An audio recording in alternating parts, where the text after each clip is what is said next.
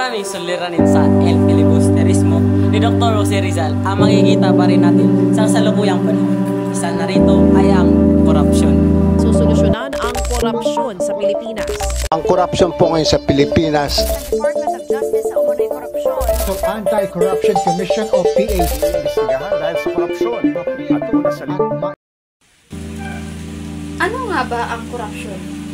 Ang korupsyon ay ang maling paggamit ng kapangyarihan o posisyon para sa pansariling kapakinabangan. Karaniwan itong nangyayari sa gobyerno, negosyo, o iba pang organisasyon kung saan ang isang tao ay nag-aabuso ng tiwala upang makakuha ng pera, impluwensya o iba pang benepisyo. Sa nobela, ang mga opisyal ng pamahalaan at mga parle ay gumagamit ng kanilang kapangyarihan upang makinabang para sa sarili. Sa kasalukuyan, patuloy pa rin ang katiwalian sa maraming ahensya ng gobyerno, tulad ng pandarambog sa kaban ng bayan at panonohol. Pag ako ang iboboto nyo pag na mayor, sisiguraduhin kong ibababa ang presyo ng bilihin at tataas ang kalidad ng edukasyon.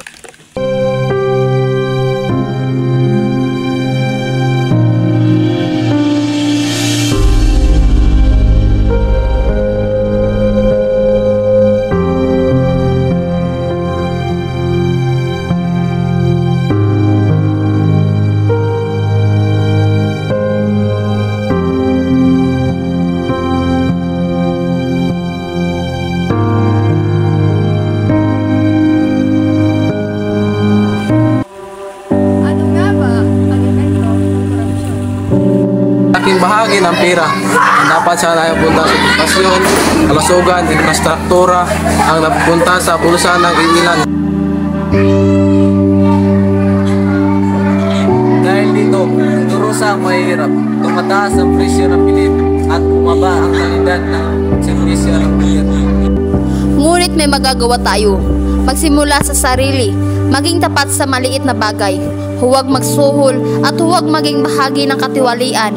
Bilang mamamayan, dapat tayong maging mapanuri sa mga pinunong iniluluklok natin sa pwesto at patuloy na manindigan para sa katotohanan at hustisya. Ang korupsyon ay isang malaking hadlang sa pagunlad ng ating bayan. Dahil dito, marami ang patuloy na naghihirap at ang tiwala ng taong bayan sa pamahalaan ay unti-unting nawawala. Ang pagbabago ay nasa ating lahat. Masama nating labanan Ang korupsyon para sa isang mas paunlad ang tapat na bayan.